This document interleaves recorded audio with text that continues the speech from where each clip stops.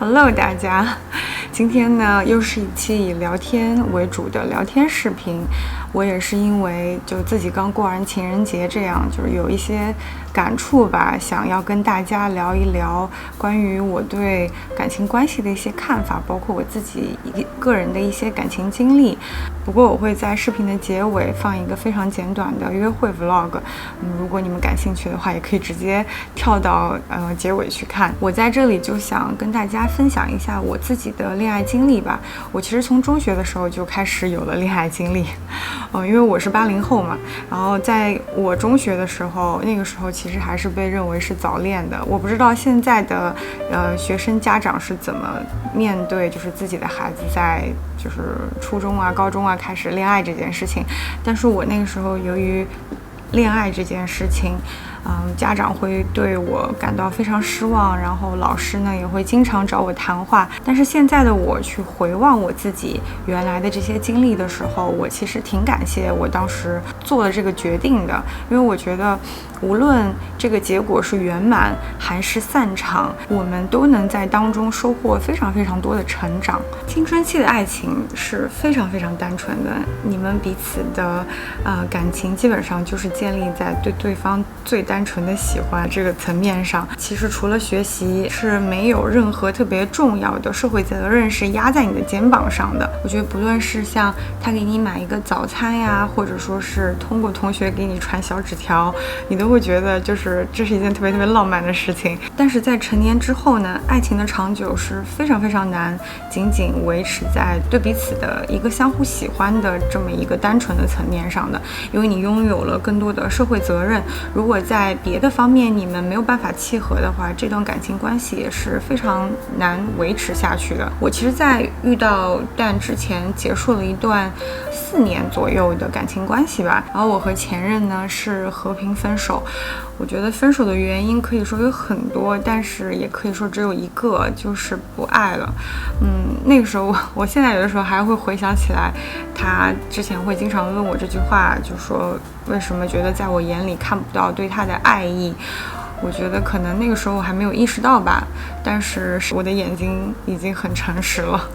然后在结束感情关系之后呢，我就一个人搬到了我现在所居住的这个城市，中间大概有2年的空窗期时间吧。然后我也尝试过使用 dating app，就抱着可以认识更多人的态度，想要去认识一些新的人吧。但是呢，就是大数据对我来说好像没有起到什么作用。不过 don't get me wrong， 因为我确实周围有很多朋友是因为 dating app， 然后最后2个人就是走到一起，建立起一个非常美好的家庭。这些成功案例都是真真实实存在的。不过我最近还看了那个 Tinder 诈骗王的那个 documentary， 我不知道大家有没有看过。我非常推荐大家，如果有想要去尝试使用 dating app 去认识新的人之前，看一看这个纪录片。反正我是觉得哇，原来这个世界还有这样的操作，就是觉得3观都被震碎了。后来我在使用 dating app 之后，有过一些短暂的约会，但是呢，最后我还是决定把这个软件卸载了，因为就是感觉好像对我来说不是非常起作用吧。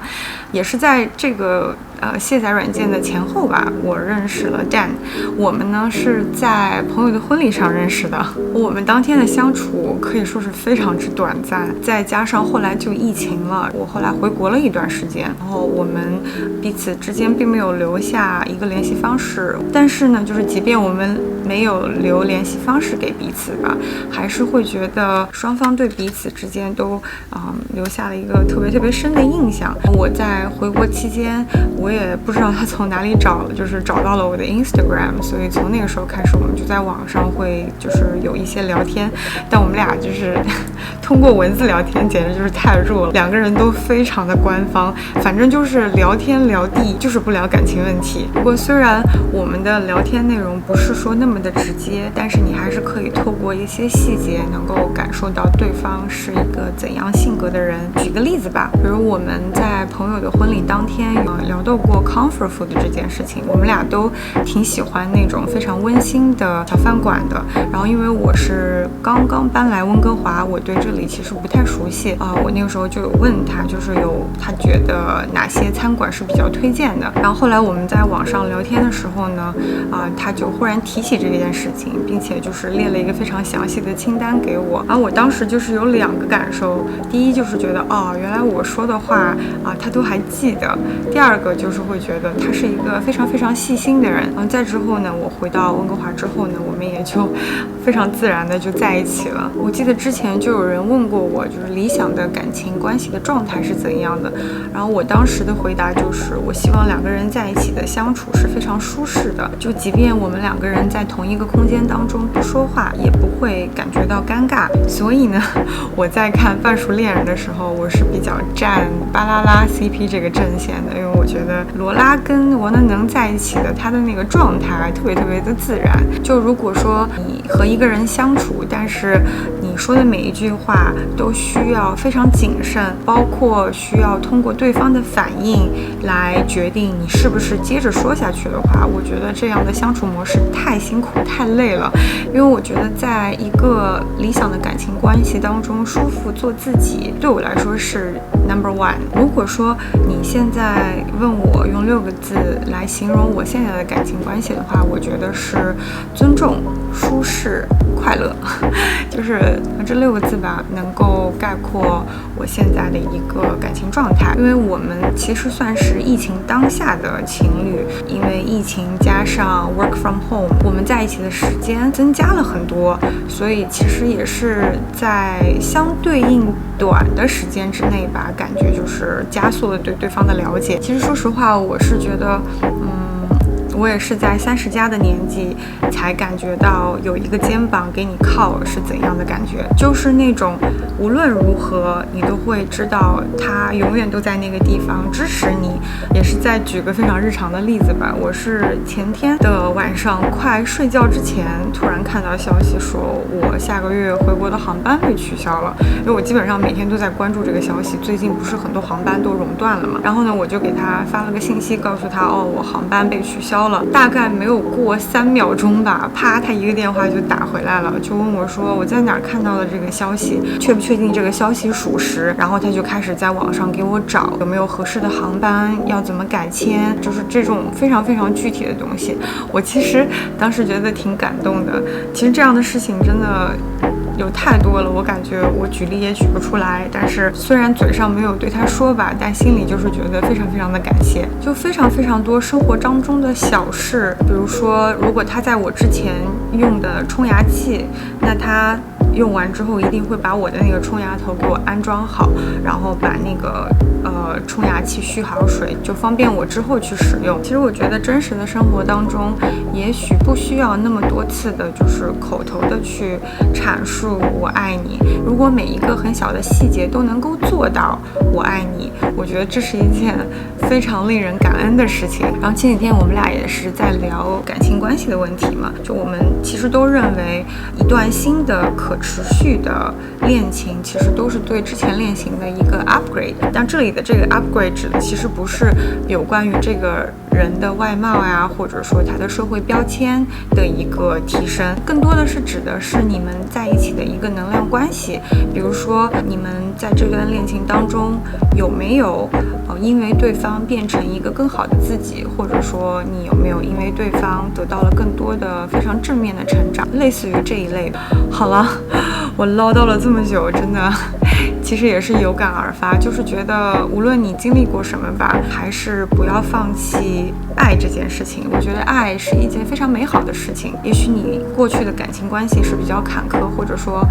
你对爱这件事情已经开始有所设防了，但我还是希望你一定要相信你会遇到那个拿自己真心与你交换，并且好好把你的真心也守护起来的人。我觉得不论结果是怎样的吧，爱的过程是一件非常非常美好的事情。然后在这里呢，也希望大家都能够遇到那个你们彼此都想好好守护彼此真心的人。最后我在结尾会放一段我们情人节那天的一个简短的 vlog， 如果感兴趣的话，大家可以接着看下去。好啦，拜。Happy Valentine's Valentine's Day， 大家，我刚刚收到了一束花。我们今天是情人节嘛，然后呢，本来的计划就是晚上他之前订了一个餐厅，然后我们一起去吃个饭。我知道他会买花，因为基本上过各种节日的时候，他都会带一束鲜花给我。然后没有想到，这一次他特地跑好远的，跑到 New Westminster 去买的这个干花，因为他是在网上找了好多店，然后那个店就这个店吧，叫什么？我也是第一次听这个店在 New West， 竟然开车开那么远去取这个，真的是挺感动的。而且我也很喜欢它的这个整个的这个花的氛围，开心。我们现在我刚刚收拾了一下，然后现在准备去餐厅吃饭。我们今天打算就走过去，因为餐厅离我们还挺近的，不算远。然后今天正好天气非常好，差不多走半个小时就能到了。OK， 情人节快乐，大家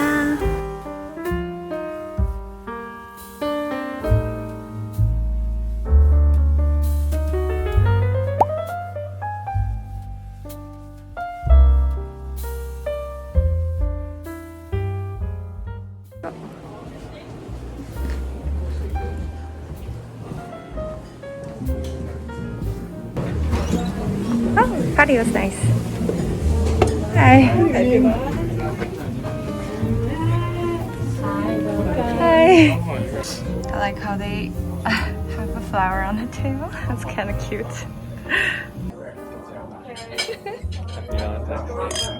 Happy Valentine's Day. That's nice. Our appetizer's here. Cheers. Is it good? Is it cheese you like? Oh.